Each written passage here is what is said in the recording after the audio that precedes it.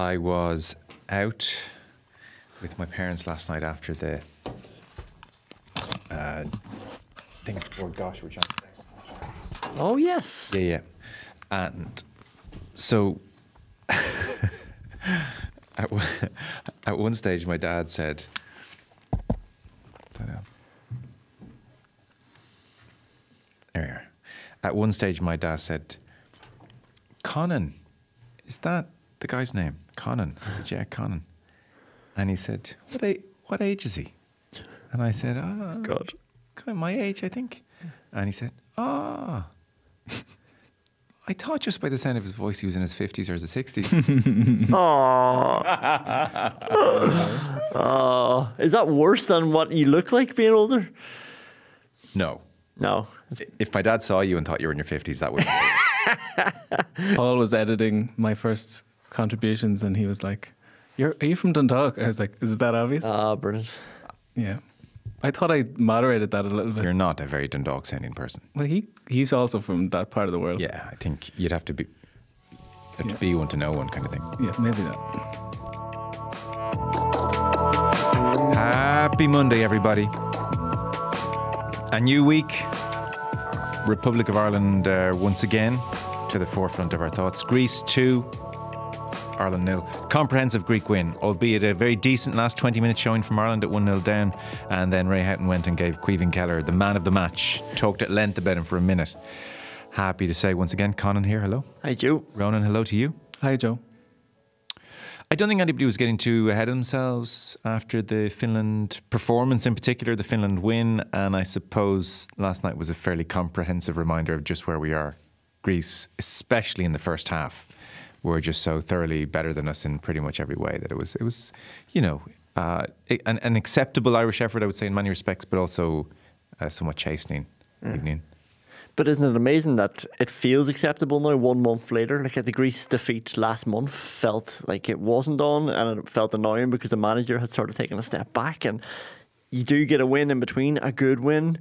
You see shoots of recovery, you see somebody taking control, you see somebody that's actually, I'm really getting on board with this guy now, and we see Greece going to England and winning, and we see them playing really well, and now suddenly this game is all right to lose as long as we play well. And you said the last 20 minutes, I thought that this whole second half was a really heartening performance from Ireland. They were very good, weren't they? Yeah. I was just going to say I was going to preface everything I say here by how impressive Greece were, because the Greece version of Indosport must be like, oh, what the hell? You know what I mean? Because it's not in the too distant past where Gus Poyet was looking at this as a sideways move to come to Ireland. Now you're looking at Greece, 12 points from 12. They're flying, Yeah. So they were really impressive, and maybe Ireland grew into the game.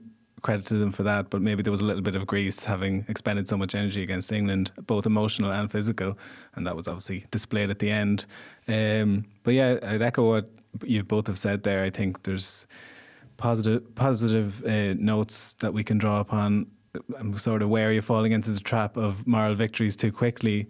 But if we can build on what we've seen in this international window, to be able to say that phrase is nice, to build on what we've seen in this window, because there seemed to have been maybe a couple of false dawns, but of late, not very much. I think you can say moral victory about a 1-0 or 2-0 draw. I'm not sure 2-0 loss you can say moral victory. Yeah. Even at a push. What is the next step down from a moral victory? We didn't disgrace ourselves. We did. Is that really? There's no in between. Maybe there should be. Will we hear from Heimer Hallgrimsson talking to Tony O'Donoghue last night? It kind of feels like once we concede a goal, the pressure is kind of gone. So we start to have more belief in what we are doing. It was the same against Finland. We had then a half time to talk, after the goal. Now it happened very early in the first half, maybe third, fourth minute in the second half, sorry. So no, I thought after the goal we grew into the game. There was more belief in everything that we were doing, passing, playing forward, pressing. And no, we said before the game, we knew there was a wave coming at us.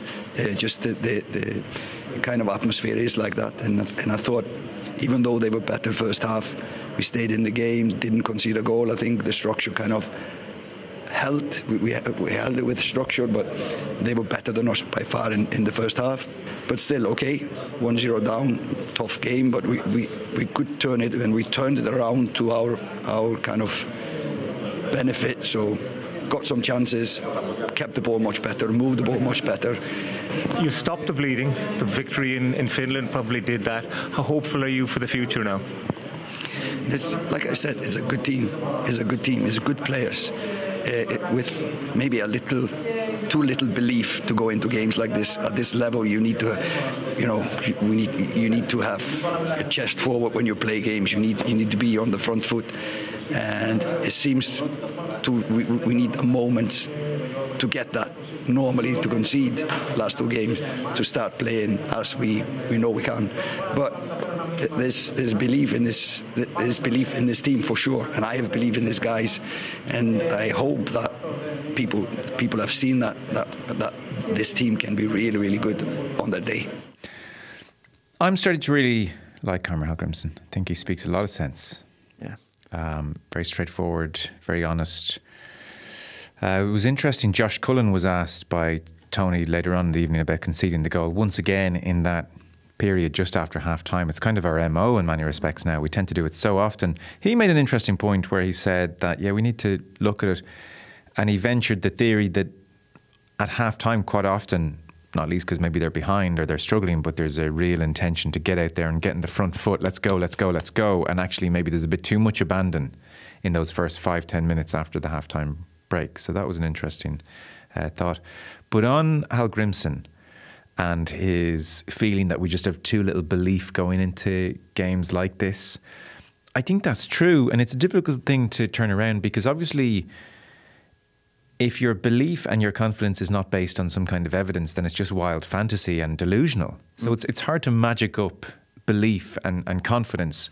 But I do think with this team, we're never going to out-talent the opposition very often. So I do think that kind of dogged belief is going to be a really vital ingredient. And I think in Irish teams of yesteryear, it really was. You think of just that kind of the mindset of the team when they played the Dutch in 01. I suspect it was there. We're really going to try and do it today. We have a belief that we're going to do it today. And it applies to all sports. I have kind of four kings in my head still, but you think of somebody like Steve Collins before the Eubank fight. There was just this kind of aura of, I'm going to do it. You're a GA lover. You think of Tyrone when they make up their mind on a certain year. Now, what happens the other years, I don't know. Or a certain week. A certain week. But there's this kind of tangible almost aura about them. This current Irish team has none of that for obvious reasons. And I think that's what Hallgrimsson's getting at. This isn't just like a vague, we lack belief line. I think he really means this because he would have seen it with Iceland, when, not least against England, I suppose, in 2016, this sense of we're really well organised, we're going to work like dogs, and a kind of looking around the dressing room, this is on here, we're really going to go close. And Ireland don't have that. I think that's what he's trying to tap into. And I buy it. I do buy. I think he's onto something there. I think that is a real issue with this team at the moment. It's an ambush. Like that's what it is, you know. And you can't perform an ambush unless you know you have the tools to do it, unless you have the plan to do it, and you have the grit as well. Yeah, to go on. A little bit angry, a little bit of resolve. Like all and that knowing, stuff. we are underdogs, but we're going to ambush them here because we know when we get it right, they're going to be shocked, and we're going to find their weakness and hit it. And like that is what Ireland's missing. But it's amazing that Hallgrimsson points that out as well, because it'd be so easy for a manager to say, look at the stats in the second half, we were really good. We've heard it loads over the past with all our managers. We perform really well, we're playing some great stuff. But he knows we played some great stuff because we went 1-0 down and Greece stepped back. And for somebody to have the confidence to say that as well, and I suppose the wherewithal, because we're seeing that with his changes in the last two games as well.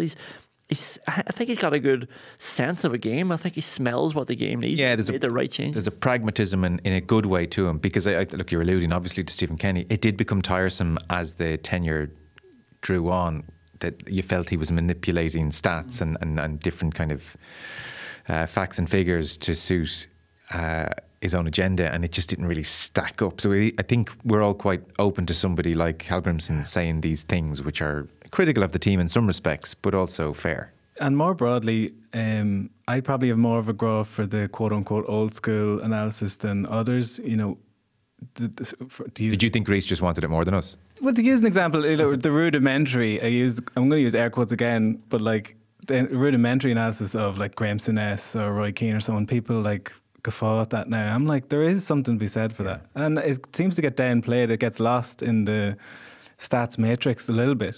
And I just think it's something we alluded to as a culture in Irish fandom, that the good spirit will elicit something good. And I think that's true. Like, you look at Nathan Collins, right? He's got the athletic profile to be a top player.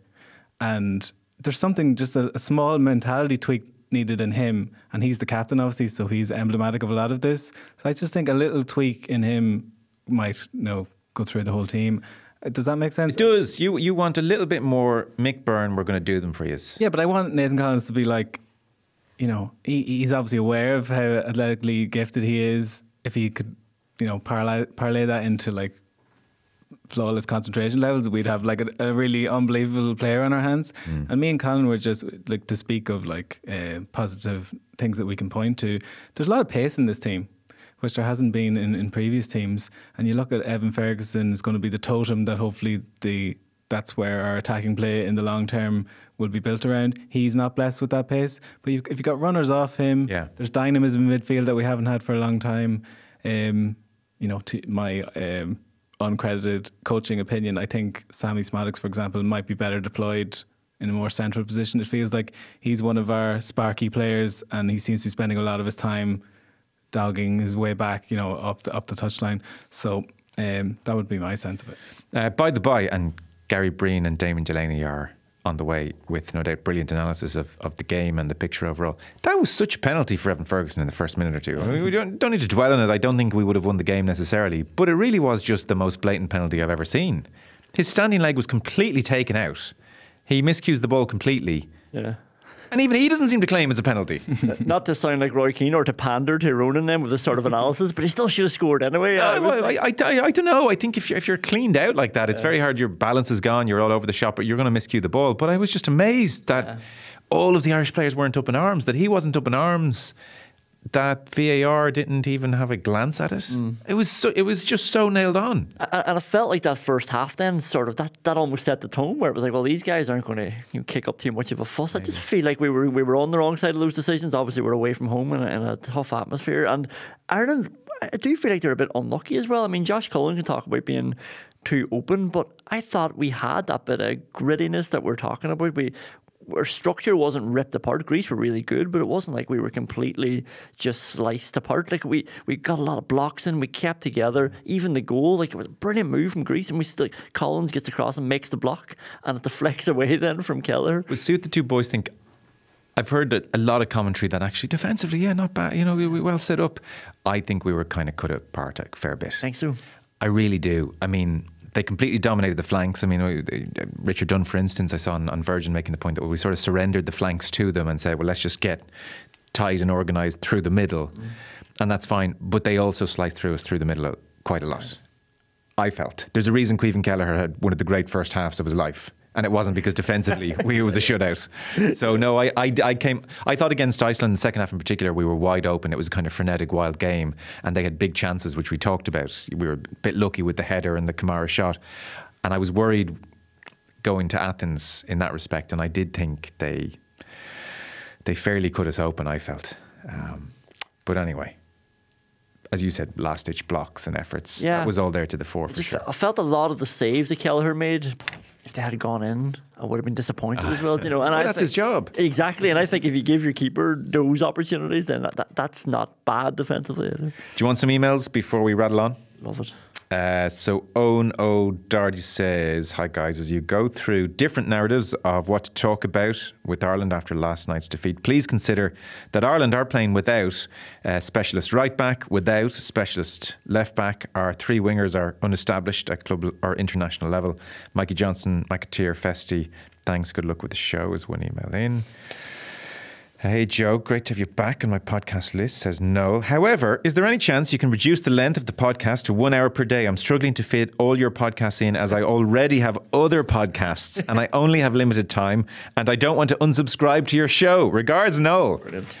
No, we don't watch it. Go on, get lost. That must be Mary, our experienced head of audio there. Yeah. No, listen, we absolutely do want you. I don't think that's really a possibility. Ditch your other podcasts. It's a very simple situation. I don't know if I should break this to Noel now or not, but we do have a second podcast coming today. We'll chat through any other business from the weekend, and then Ian Madigan was going to join us to talk about the weekend's rugby. Given in advance the significance of how big Leinster-Munster felt and Croke Park, and obviously the Irish International in the football, we decided to take a rain check on Not the Monday panel. We probably at that stage thought the rugby would deliver a bit more. It was a bit of a wet blanket of a game in some respects, certainly after the first 20 minutes. Game in Belfast was arguably better, but more of that anon. So there's no Not the Monday panel today. There's definitely not a Monday panel today. Would it be possible, wonders Pat, to have the podcast out at 3 or 3:30 daily for those that work from home and like to listen? 4 p.m. release leaves a very small window. But surely you're not knocking off your work from home until 5. I don't understand, Pat. Yeah. Really enjoying the pod so far and wish you continued success with it. Thank you very much. Pat, we will absolutely endeavour to do that. Indeed, this very podcast you're listening to now, well, listen, if you want to knock off at 1 or 2 o'clock today, Pat, that's just fine. We're here for you. There'll be certain days where it's not possible. For instance, Joe Canyon is coming in tomorrow to talk about his book, and that interview is at 2 o'clock? Yes. Okay. So we'll get that up ASAP afterwards. But on days where we can, we'll start getting it out a little bit earlier. And then final point of order, Rory and UCD. Oh, is he back? He's not back, but we're a little bit disappointed in the young man. False information, fake news from Rory's email. Oh. You'll remember. Oh, you were going to start singing, I guess that's why they call it the blues by Elton John. You actually have a different point. So you'll remember from Rory's email that the Finland game, it was the karaoke was interrupted at the UCD SU bar to announce that Liam Scales has just become, by the way, this was a UCD announcement on UCD turf. Like this wasn't, we didn't make this up. This was Rory's email, everybody. It was announced that Liam Scales has just become the first UCD graduate to score for the Republic of Ireland men's team. Yeah. And we thought, wow, that's a moment. A bit surprised there was no one else. But yeah, maybe, I guess, college not a thing for kids going over to the UK early. A deluge of emails. My own father-in-law amongst the fraternity. So Daniel Landers was especially not happy. He was like, Liam Scales is, and then in capitals, not the first UCD graduate to score for Ireland. The brilliant, and it seems forgotten, Kevin Moran. Oh my God. Kevin Moran scored 6 goals and 71 appearances for Ireland. That's a big one. Put some respect, Yeah. etc. I had a look. Kevin Moran studied commerce, UCD. Yeah. He's a talented man, wasn't he? So, it was announced to UCD students like Rory that it was Liam Scales, and it seems they've forgotten Kevin Moran around the UCD SU bar. So maybe a little history lesson might be in order. Rory is just collateral here. Like, this is not his fault. This is the DJ at the karaoke Who bar is that DJ? in UCD. Yeah. And Rory was up front, said, I've only been watching Ireland since 2016. The second Mick McCarthy year. So this is not on Rory. No, but happy to make that announcement. Kevin Moran. Oh. No, you did it again. Oh, no. I thought you did it on purpose. I didn't. I did that earlier as well. Yeah, that's why I thought you were doing it ironically. No. Paul McGrath. Jeez. It's not terrible how that gets into your... And what's the other one? Mark Kinsella. Docherty. Mark Kinsella. Yeah, Kinsella. I'll just say. We'll save it for the next podcast. But aren't Liam and Noel the Gallaghers? Did the UK audience call them the Gallaghers? They call them the Gallaghers. Do they? Yeah. But I would never even... I'd always call them the Gallagher brothers. I even think they call themselves that, but they just... But that's their Irish, obviously, grounding, Dermot Gallagher. Yeah. But we can't even... Let's not try and unwrap what that all the one. Gallaghers can you like? We can't even agree amongst Dublin. ourselves. Like, when does Keane become Kane in Ireland? I'm very confused at that. It seems to be Mayo people. Kerry Mayos. Yeah, think. But listen, I think we can all agree it's not Moran, so I apologise. Let's get on to Damon and Gary.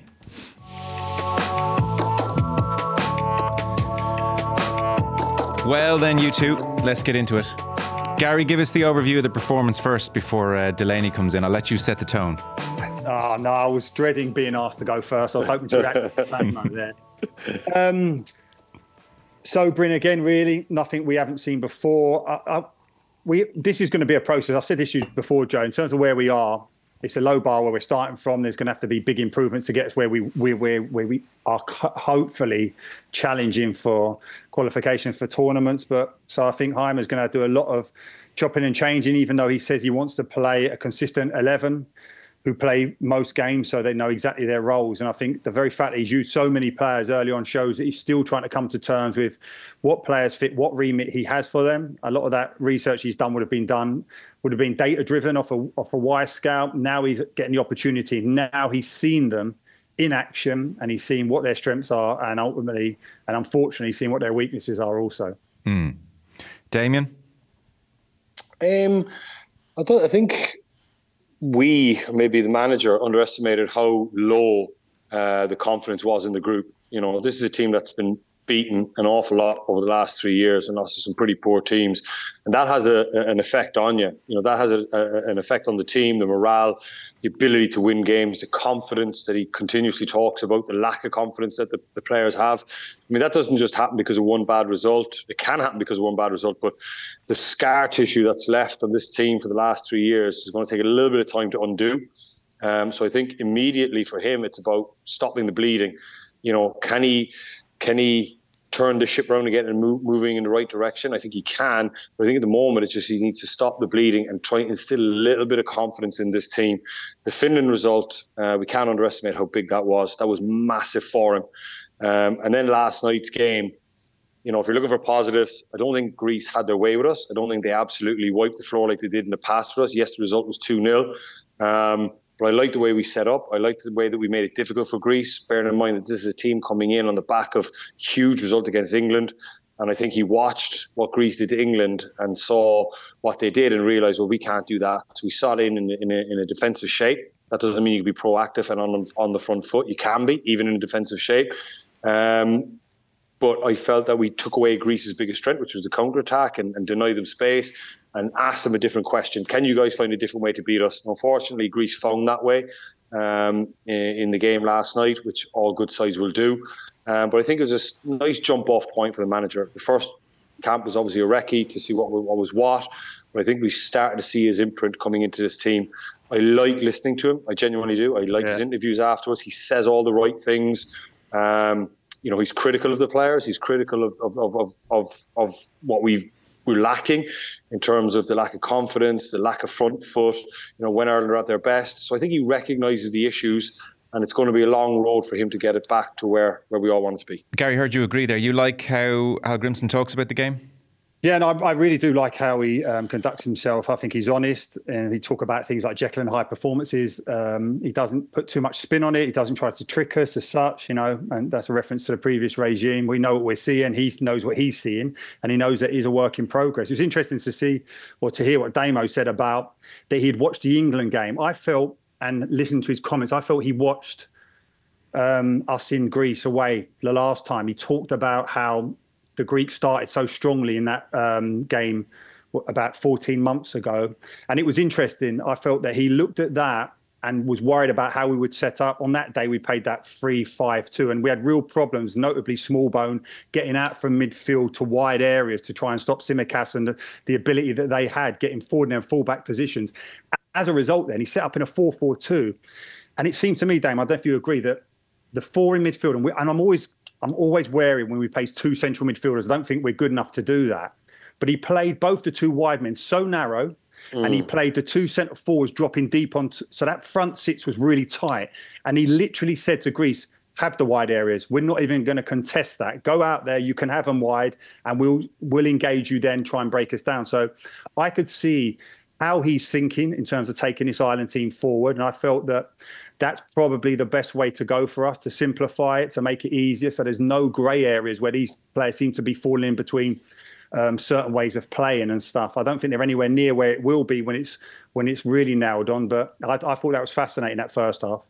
Even though it looked like we conceded so much of the ball to the Greece, didn't we? Because they were so strong. Yeah. I don't think that he envisaged us playing like this forever. No, I think that the way he set up last night was a way to stop the bleeding, to try and give a little bit of confidence to the team and just feel some way solid. And then that's your jump off point, and you build from there into what he wants us to be. Like, you can't go from where we were, the lack of confidence, to where we want to be. There's a process. And I think he's moving through that now. And the Finland game was huge. And I think the performance, he can hang his hat on a certain few things, that we made it difficult for Greece. We didn't give them the open spaces that they want. We made them work for it. we did a piece last night. Myself and Donny were watching the game, just little things. I think our centre backs dropped too deep too early. Watching the game last night, because even in a low block, you can still be proactive and on the front foot. So even when you drop into a low block, you want your midfield players to snap out 5-10 yards to get pressure on the ball. You want your wide players to bounce out and get pressure on the ball, your full backs. But you also want your centre backs as well. And I think too often, looking at a lot of the problems Greece called us last night, our two centre backs, Scales and Collins, are on the back foot too early, and they just take 2 steps too deep, and then the midfield players jump the 4 or 5 yards that the manager is looking for, because he wants us to be on the front foot, and then the little pocket of space develops in front of the 2 centre backs. We did a piece on it last night, and it's I think why players come into it. You look at all the chances Greece created in that opening, that kind of 10-minute period in the middle part or middle third of the half. It was all because of that. And I think that if the manager is going to talk about us being a front foot team, the centre-backs have to be brave. Like, they have to. When the centre midfield players bounce, the centre-backs have to hold the line, if not go with them. Okay, so you leave yourself exposed on the backside, and maybe every now and again, you might get caught, but you want your goalkeeper to have the starting position. I'm not talking about pressing up the pitch now. I'm talking when we're in a low block.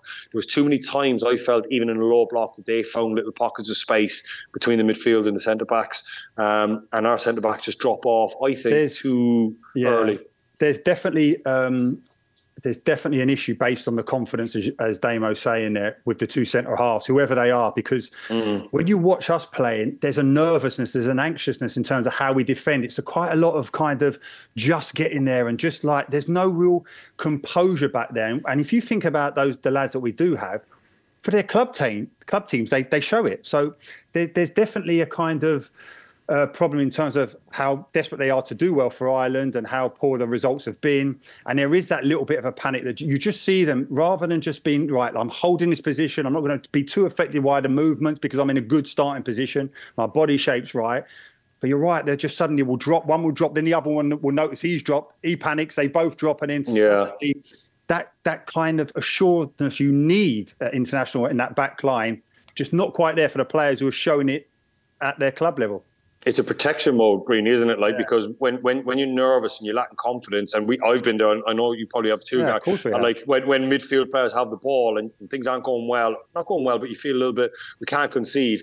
Your natural reaction is to drop deep, protect yourself in behind, because you go, well, if I can defend in behind, I can deal with anything that happens in front of me. Yeah. It takes a real brave, confident centre-back to hold a high line. Or when you see, let's say I'm left side centre-back, and the left side centre midfield player, which was Colin the other night, Colin bounces out.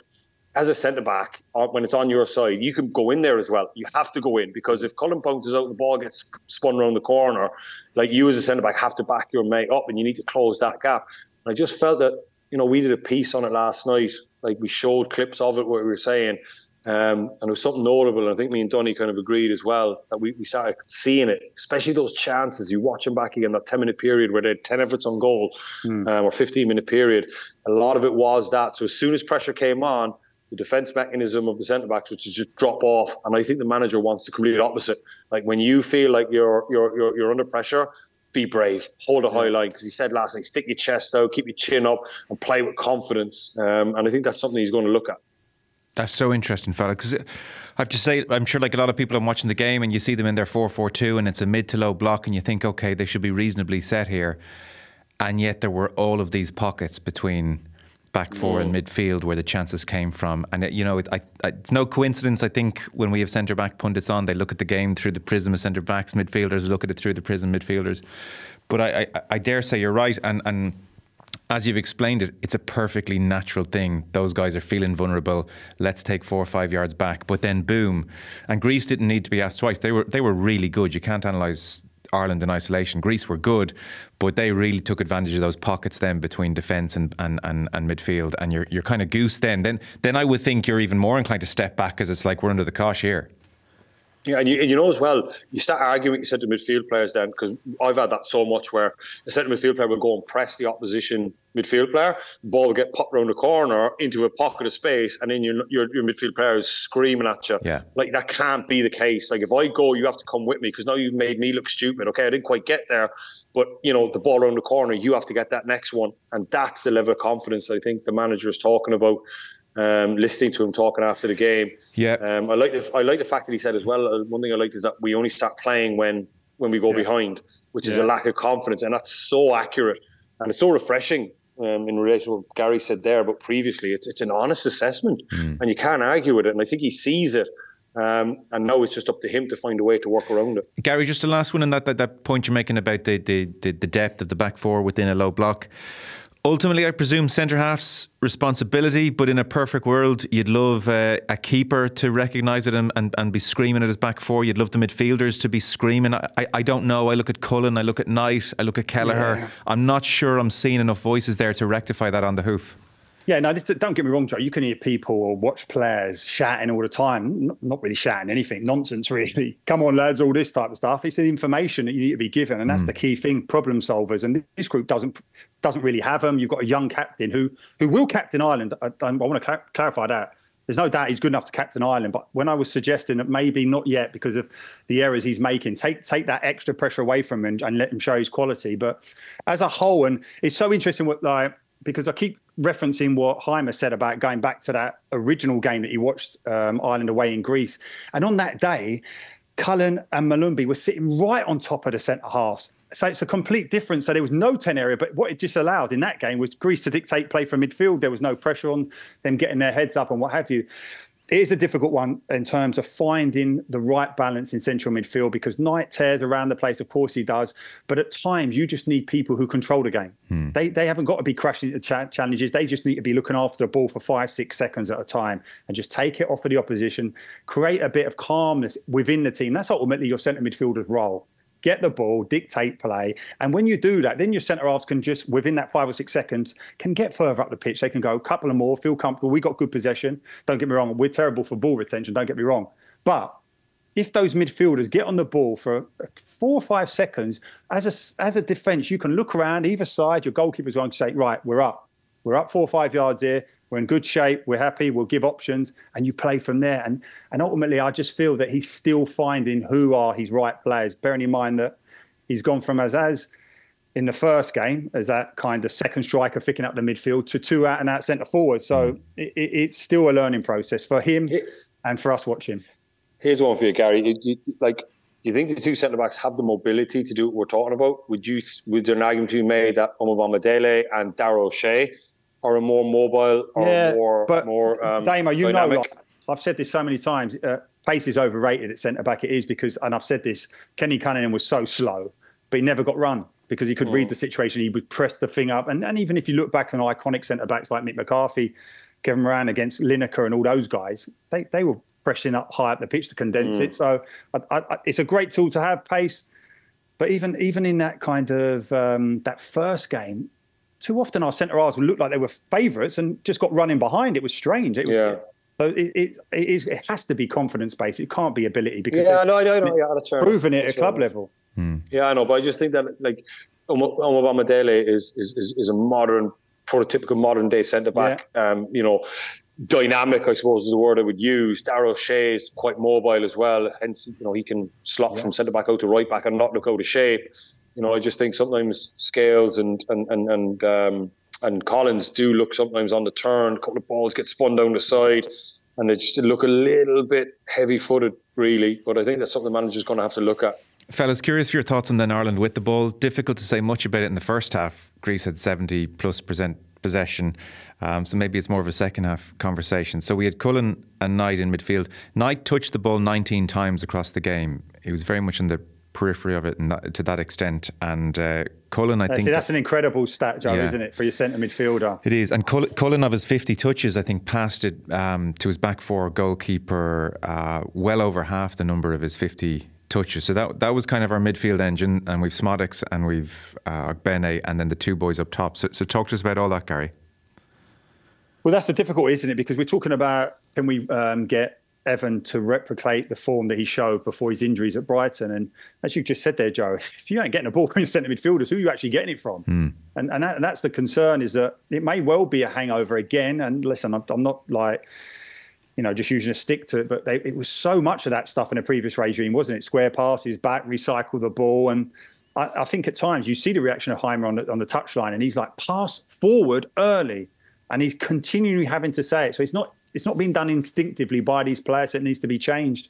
I think he will do it, but that's going to take time from the coaching staff. And if you think about what you want from those offensive players, and certainly Smodic, he needs to be central for me. I don't know how he's going to fit him in there, but he has to come off that left wing. He's doing shifts, helping out, dogging back. That's not his strength. His strength is getting sight of the goal.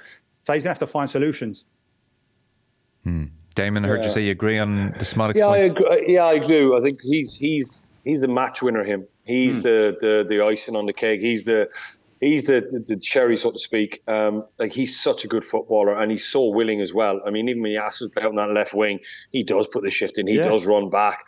But again, he's burning valuable energy there, tracking back, and he does track back. So you want him to be as fresh as possible in central areas. Like, you want your best players in the middle of the pitch, where they're on the ball regularly, where they're getting good possession. Way to get him in. Like yesterday, I know it was a 4-4 kind of 1-1 part was Smodic doing that. I think he'd be a right live wire, in that number 10 from defensive point of view as well. So I think he would be rattling around the opposition midfield players, pressing from the backside. So he's kind of coming back and getting pressure on the number 6 for force passes to hurry him. And then obviously when we turn the ball over, he's in a central area where we can just fire the ball into him, and he's well able to take it under pressure. He can take it in traffic. His footwork, his awareness is superb when the ball gets fired into him. So I think if you could get him in that 10 area, which I think will start to happen as we move forward. In fairness, I did think Troy Parrott had a reasonable game last night. He put a shift in. Watched him over the last number of years in an Ireland jersey, and you kind of watching him going, what is he? What's his attributes? What's he good at? But he's gone out to the Netherlands, and he's getting regular football now, and he actually looks very fit. I thought he put in an amazing shift last night. In fairness to him, he worked really hard, and he showed some nice touches when the ball came into him. So it's nothing to do with his performance. I think he's going to be a reasonable player for us moving forward, Troy Parrott, if he keeps developing. But I just think Smodic is the X factor we're looking for. Okay, agree on Parrott there, Gary? Yeah, no, as Damo said, he came into my kind of sphere when he was a young player at Tottenham. I remember seeing him in a pre-season tournament against Inter Milan and Manchester United. He was sensational. He was so good. You're thinking, this boy's destined for the top. But as he said, it's difficult because there's huge pressure on you. And I agree with Damo there. I think it's brilliant. I think you cannot underestimate what a difference it makes to your game when you're playing regularly. You just do things naturally, and the fact that he is now playing regularly in Eredivisie and playing well bodes well for us, and I think he'll have a big role to play. I genuinely believe that. I suppose the one thing, it was true of Parrott alongside Ferguson, and it would be true of Smodic in behind. There's not lightning pace there when we're kind of under pressure. You need somebody to run in behind. That'd be a slight concern. I know Ogbene, and we'll see who goes in the left wing. Maybe it's Johnson, maybe it's not. But that'd be one kind of glaring weakness with that duo up top. Obviously, as well, as Damo said there, Parrott was playing the kind of deeper one, and you're thinking, well, you're coming deep, and we know that Evan's strength is coming deep as well, because that's how he's so good for Brighton. You're thinking, can't both come deep? And then the problem you have is then that the likes of Smodic and Ogbene, because they're putting such a defensive shift back, they're never going to make up 50 yards to get in behind as well. So it's about having that confidence, which you hope will come as the kind of philosophy is understood clearly, that those wide players, when the likes of Evan does come short or Parrott does come short, they attack from out to in, because they have that ability, but it's just getting them into those positions. Well, look, it's difficult to talk about Ferguson at the moment because he's so obviously short in match fitness. You can't really judge him, to be fair to him. But Damien, ultimately, if say you end up with Smodic and Ferguson and both are flying fit and hopefully he's getting first team football at Brighton, Ferguson, as much as he likes coming short and being a target man as well and linking things up, he will at times just have to run channels and run in behind, I presume. That will be asked of him. Yeah, absolutely. And every player will have to do that at times, especially when you're under the cosh. But I think in an ideal world, when you're setting up a team and you're going to play in a relatively low block and you're going to say, okay, we're going to counter-attack today. I mean, there's several different ways you can counter-attack as a team.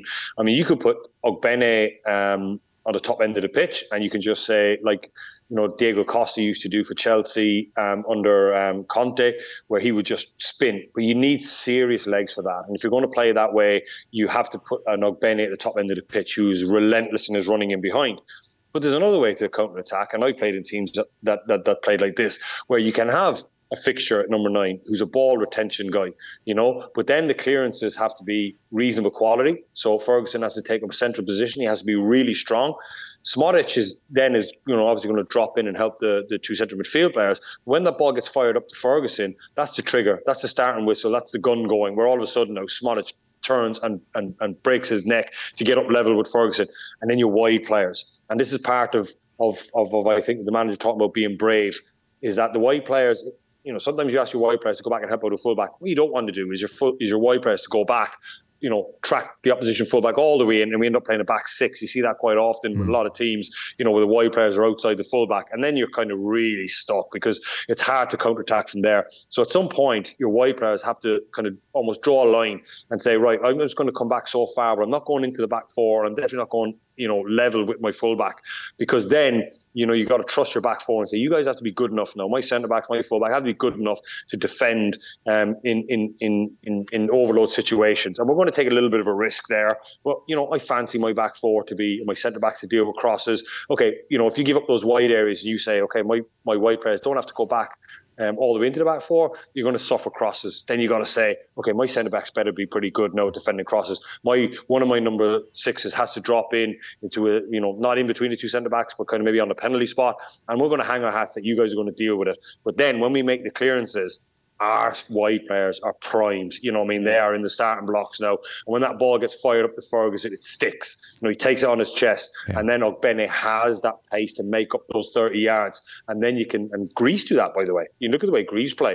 They break. You watch, those midfield players, breaking from midfield. You can just see them on the screen. It's just breakneck speed to get up. So I think there's an element of bravery in what Greece did against England. When I watched that game, they didn't send all 11 players back to defend. They left 2 up top of the pitch. Yeah. And they went, okay, the other guys can defend. So there's multiple ways you can set up to be a counter-attacking team.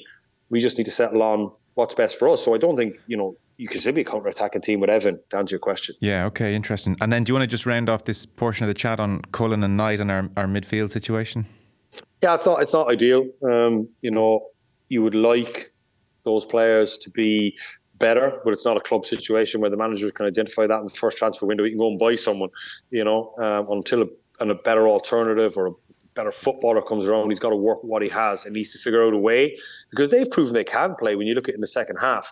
Now, I know a lot of that is going to be Greece are winning 1-0 and they've kind of sat in a little bit and we've had a little bit more time on the ball, but they've proved they can play.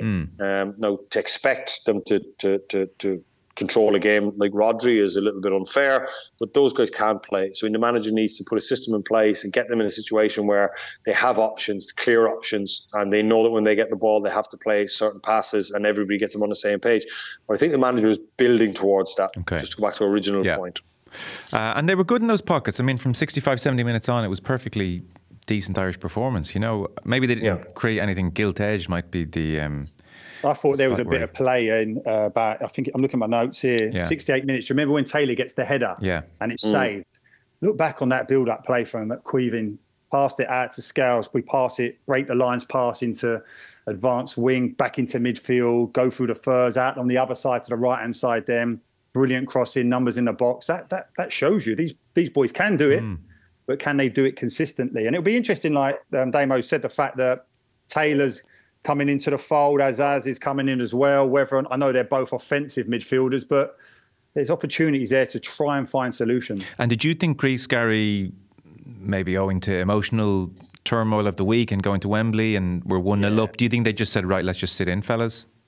Yeah, I think they had a confidence. We said about when you're playing well that you trust your defence to see out a result. Okay. Even the fact that they made those substitutions before the key second goal was scored, that they felt comfortable enough they would see it out. And, of course, they're going to. The games do change when you go up, and we saw it more than anything in Finland, where we were come out in the second half, come out brilliantly, got the equaliser, got all the momentum in the world, and then suddenly just sat back and thought, oh no, now we've got something to protect. We're not going to go for it. And it's always that analogy. I don't play golf, but I remember Gordon Strachan saying to me, it's like when you're playing golf and you've had a horrendous start and then suddenly you just think, "Oh, sod it, my score's rubbish now," and you just start swinging brilliantly, then, don't you? And you start playing really well. So a golfing analogy. Finally, Damien Delaney's interested in this conversation. Just mentioned golf. Yeah. Someone mentioned golf. Now we're talking.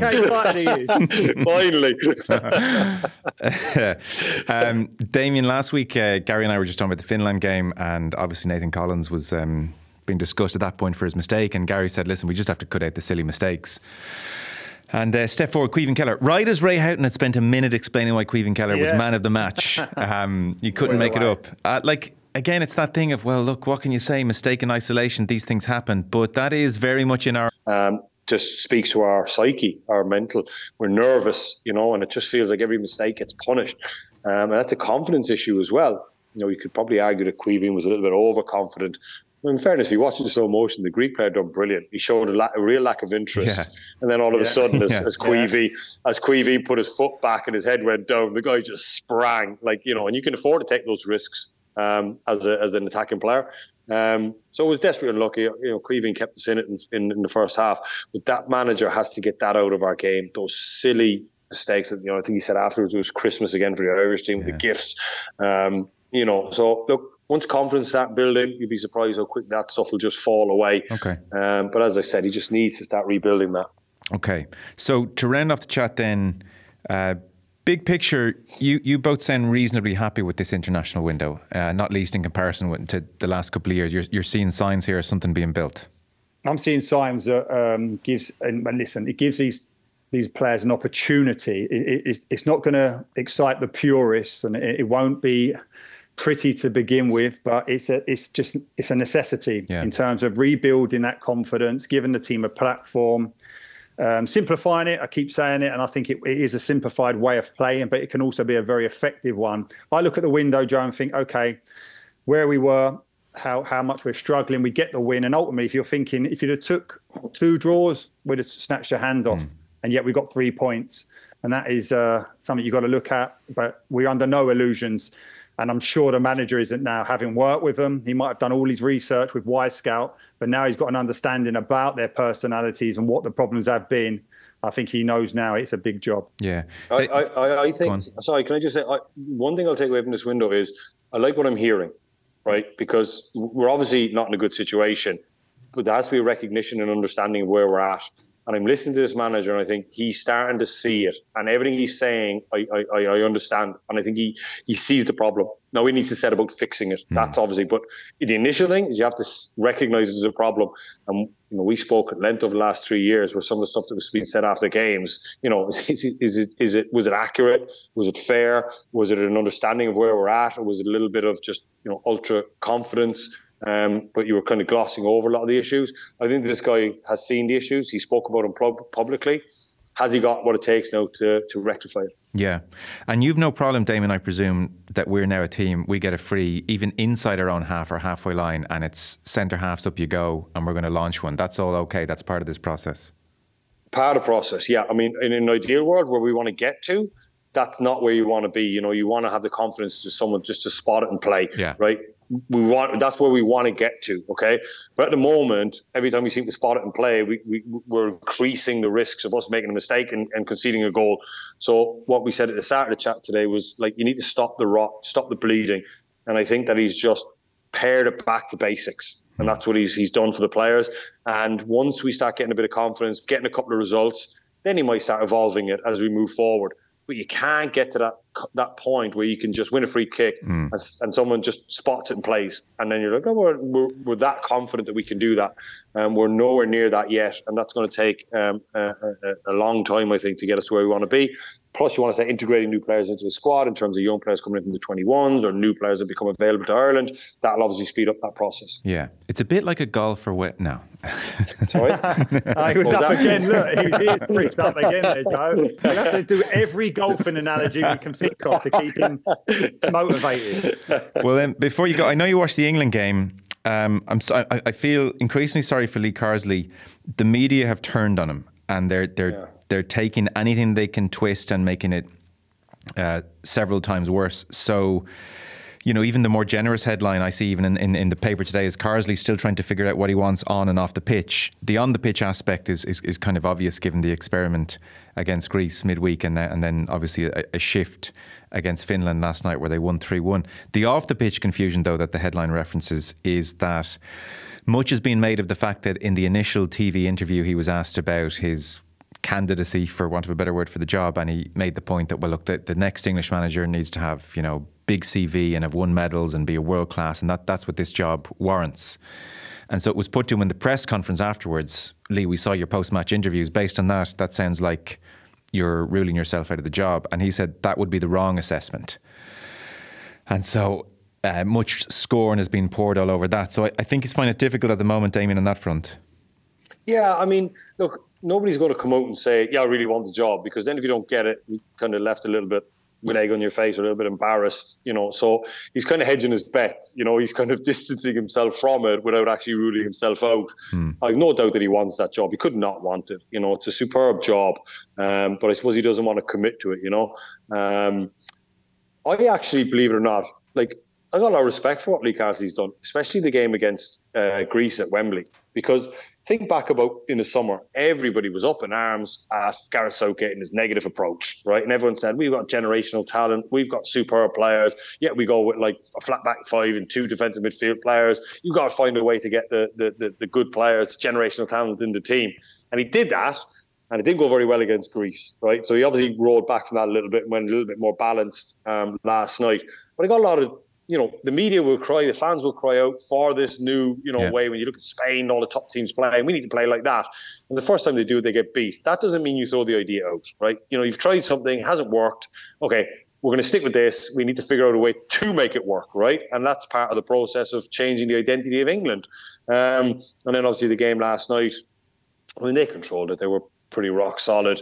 But I got a lot of respect for Lee Carsley and what he did, is that he gave everybody exactly what they wanted. Didn't go well, and he gets absolutely castigated for it. He does, yeah. And he said he didn't want to regret not trying something that he had been thinking all the time. And you're saying, and you're right, and you cannot, I don't care what manager, you cannot legislate for how England defended against Greece. It was shocking. You can't legislate for your goalkeeper coming into midfield and trying to have a couple of extra touches and getting caught on the ball. So even that winning goal for Greece, it's just, you've got like 5-6 England players back and they just can't clear their lines. But as we know, Joe, that English press, they'll go for anything. And that's my only concern, is that Lee Carsley, like I'm sure all managers want, just want to be judged on his work, not necessarily the press conferences. He wants to be judged on what he's producing on the pitch. No, it doesn't work like that. No, it doesn't. It's not fair, but I think it's the reality at the moment. Yeah. Fellas, brilliant stuff. Gary Breen, Damien Delaney, thanks, fellas. Cheers, Thanks, guys. Great analysis from the two boys. It is kind of striking how a John Giles midfielder type will look at the game through that prism, and we'll focus in on Cullen and Knight, I suspect. And the two boys there watching with their centre half eyes.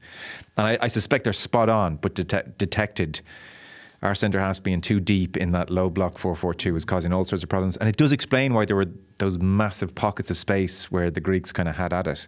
And, well, I presume if HH is at the wheel, that will be rectified for the next game. But it was a brilliant insight, I thought. It was brilliant insight, like, especially if you consider me talking about, I loved our structure, we kept it together. But they're saying, actually, that's part of the problem, that we just sat there. And if you look, it's amazing how quickly Greece have just progressed from the Gus Poyet area, because they look like a big team now, like well used to playing against a team you're going to sit back like this. They had all the answers. Very easy on the eye. Yeah, the number 9 will drop out, the two guys would go wide, their third centre half would push into midfield. It was just like they knew everywhere to be. No, it was beautiful. They made the pitch so big, like it was difficult. So they had in possession, they had their back three, two midfielders in front of them, then two, I guess, quasi 8 number 10s, and then the striker, and then their wing backs high and wide, chalk on their boots.